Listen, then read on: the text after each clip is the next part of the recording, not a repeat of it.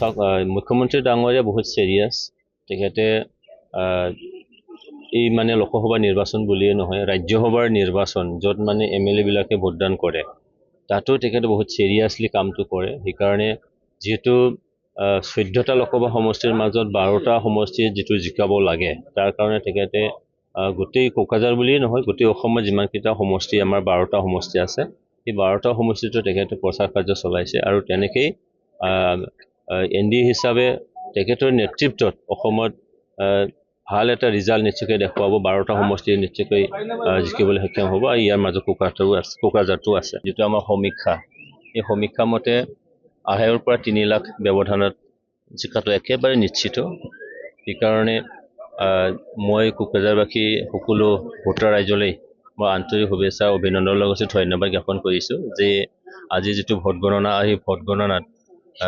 আপোনালোকে যিখিনি ভোটদান কৰিলে সেই ভোটদানৰ আজি অথলে যোৱা নাই যে মই জিকি যোৱাটো একেবাৰে সত্য কথা 100% এই কাৰণে সকলোকে আকৌ এবাৰ ধন্যবাদ জ্ঞাপন কৰিছো মই ইয়াৰ পৰা সিধা পনে পনে বাক্সালৈ যাম মছলপুৰলৈ মছলপুৰৰ পৰা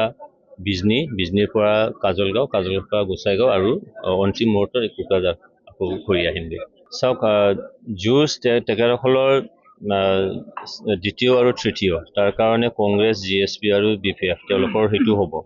কিন্তু NDA হিচাপে মই যেটো 2.5 পৰা 3 লাখ ব্যৱধানত জিকি যাব সেইকাৰণে যুঁজটো আমাৰ লগত নহয় যুঁজটো তেখেতসকলৰ মানে সেকেন্ড পজিশন বা থাৰ্ড পজিশনৰ কাৰণে তেওঁলোকৰ যুঁজটো হ'ব